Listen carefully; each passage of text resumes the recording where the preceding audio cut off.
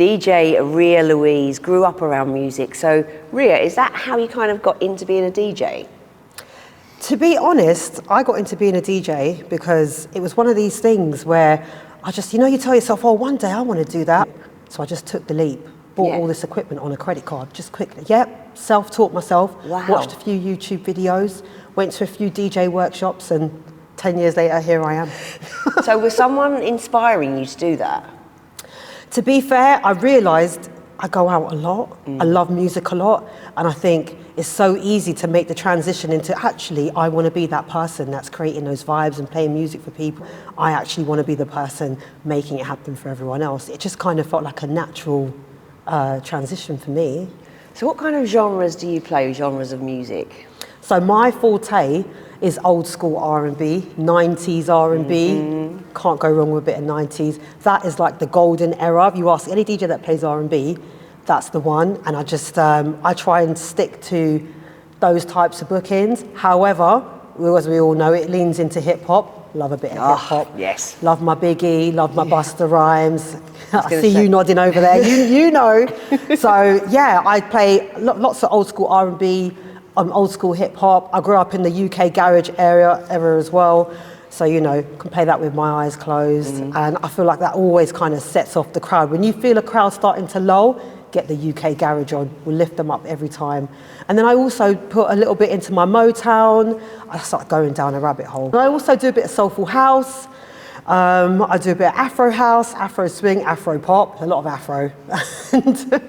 and then on top of that, my last probably one that's a bit more niche is ballet funk. So it's kind of like your kind of calypso, kind of reggaeton mixed with a bit of like hip hop funk beats. So really niche, but give it a try if you haven't. So if you're doing a party like that, a wedding, a birthday, a corporate event, it's a real mixed bag of people, isn't it? So do you have any kind of go-to tracks if the dance floor's getting a bit thinned out?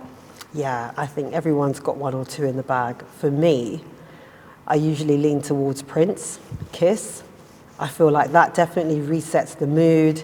For me, it's important that I protect the vibes. Prince protects the vibes. Yes. Can't go wrong with a bit of Prince, Kiss, and what else? And then also, I really do lean on Michael Jackson quite a bit. I feel like he has a track for everyone. You may not love him, but he's definitely got something in the bag for you. So a bit of MJ, can't go wrong there. And then I also love playing Diana Ross, She's so old school, she's so classic to me. I feel like her music is timeless. So when you get booked for a gig, might be like a birthday or a wedding, how do you work with a client to make their dream come alive for that night? Do you know what? It's all about having a really good rapport with the client, getting to know them in advance, making sure that they get a real sense of you, and really just listening to them and making sure that you're going to get it right for them. They're sure parting with a lot of money. You have to get it right. We're not just providing a service as well. We're literally being a part of something that's really important to them. So for me, I have to talk to them. I need to know what they want down to a T, especially for weddings. What's that song that you want that you walk out to? What's that song you're going to have your first dance to? Is there any sort of no-go songs? Are you all right with me taking requests from, your friends and family? It's all of that. Say I'm a client and I'm looking for a DJ and I'm looking at you, I'm looking at your profile on the website and I'm saying, why should I book DJ Rhea Louise? Why should I? I feel like if anybody's going to look at my profile on SpinSisters and be like, oh, what's she about? I think, one, I'm bubbly, I'm chatty, can't shut up. I'm also that person that is not going to shut you down with your ideas. I'm going to listen to what you want. I'm going to listen to exactly what you need for your event. Might throw in a few ideas, but also I'm really good at DJing. If you really want to have a great party, if you want to have the best vibes, you want to have people talking about it for years on years, book me, because I guarantee you, you're not going to hear a DJ that plays like me. Very good at reading the crowd, very good at listening to what people do and don't want. And also, I'm just like, I just feel like I'm just the best person because I never say no. I'm open to it all.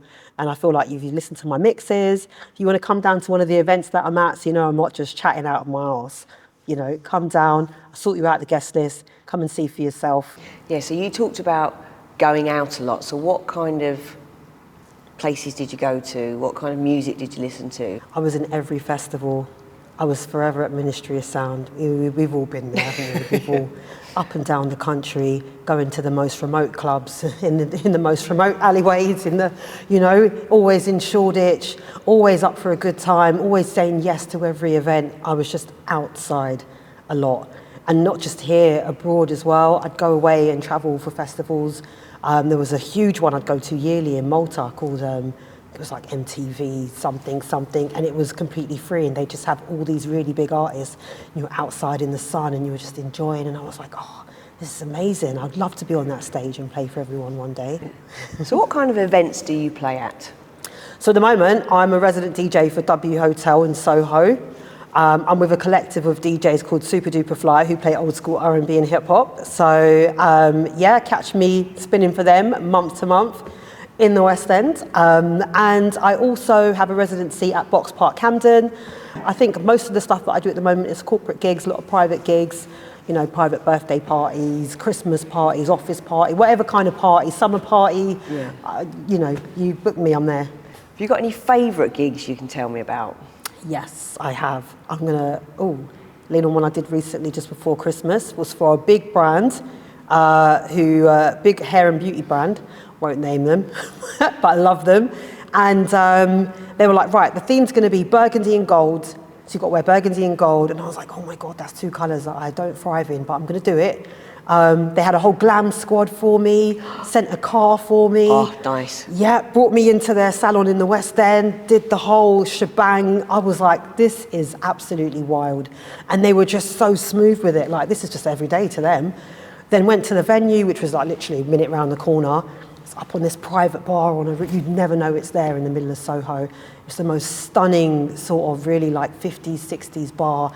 Everything was gold and like this rich green. I thought like I was in the Wicked movie, actually. I was in the Wicked movie. Yeah, and they were just like, Rhea, play what you want. We've heard your mixes. I love it when I'm given the freedom to play the things that I love to play because you're going to get the best out of me, And it was all full of these inflows of influencers. You had lots of Love Island cast there, Love is Blind, if you like all that sort of stuff. No judgment. But they were really enjoying, and I thought, you know what, that's probably the most famous as well room sort of that I've been in. If I can play for them and they love it, I need more gigs like this. This is amazing. I got such good praise afterwards as well. I was well proud of myself. Feedback is everything, isn't it? It's everything. That really helps us with our next booking. So feedback, please. Yes, exactly. So you mentioned there that you played for like top brands. Have you ever played for anyone super famous? Ooh, I'm not sure that I have. Other than, I suppose, that brand that I did the other, literally maybe just before Christmas. You're talking, there was at least 10 to 20 celebrities in the room. Would I say they were super famous? I think that's in the eye of the beholder. But they were big in what they do. So, like I said, they came from a lot of these reality shows. It was a lot to take in. I wasn't pre-warned any of them were going to be there, and there was a lot of them there.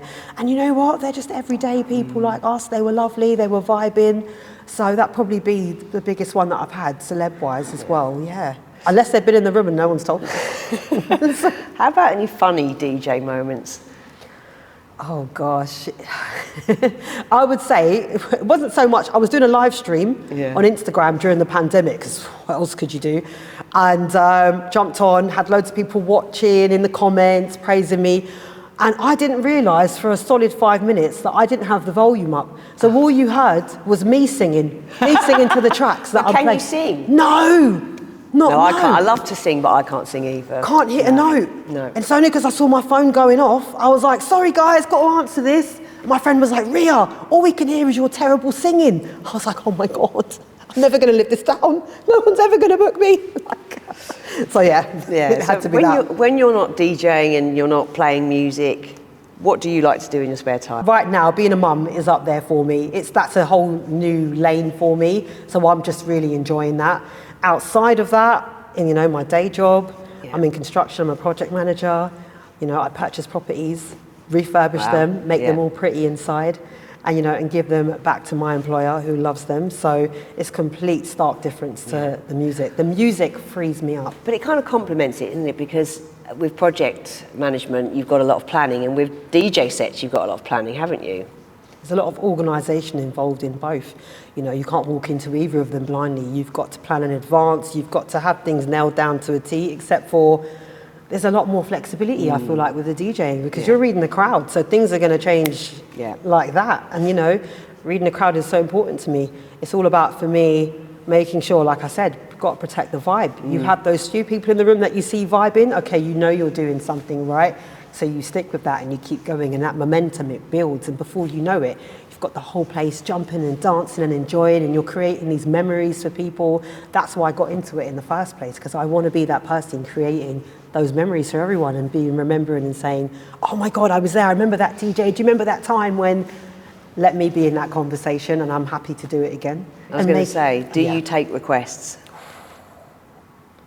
It's a very technical question, very loaded. It depends on the event itself. For weddings, if the bride and groom have told me, yep, I'll happily do it. If there's songs they want me to stay away from, I'm telling their guests, can't play that, sorry. You know, and sometimes they change their minds during the wedding. You know, they're having such a time, and sometimes they're like, you know what, we don't mind, we're flexible, you know, whatever kind of works. But if I feel like it's going to bring the vibes, like if it's not matching the flow of where I'm going right now, because I'm trying to take people on a journey here, if it's not, then I'm going to nix that. If I'm playing at Box Park and somebody comes up to me, actually, scrap that example, literally this weekend, I was at an old school R&B event, I was playing 90s R&B, on a nice build-up, somebody came over and asked for Casey and Jojo all my life. They were like, oh, I danced to this at my wedding. It was my slow, first. isn't it? Yeah. And I was like, I love that, but it is slow. I was in the middle of playing like Missy Elliott. You've come over and asked for all my life. Do you not know where we are? We're in a club. Like, and I just, but you know what? The nicest way that I usually say no is like, yeah, sure. Give me a few songs in and I'll play it for you. And I don't end up playing it.